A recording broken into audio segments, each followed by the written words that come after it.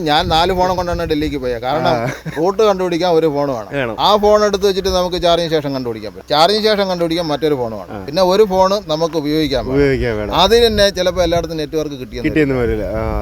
കാരണം പല സ്ഥലങ്ങളിലും പല പ്രശ്നം. ഇപ്പൊ ജിയോയ്ക്ക് നെറ്റ്വർക്ക് കിട്ടുന്നിടത്ത് BSNL ഇല്ല. BSNL ഉള്ളിടത്ത് മറ്റേ എയർടെൽ ഉള്ളിടത്ത് ഐഡിയ ഇല്ല.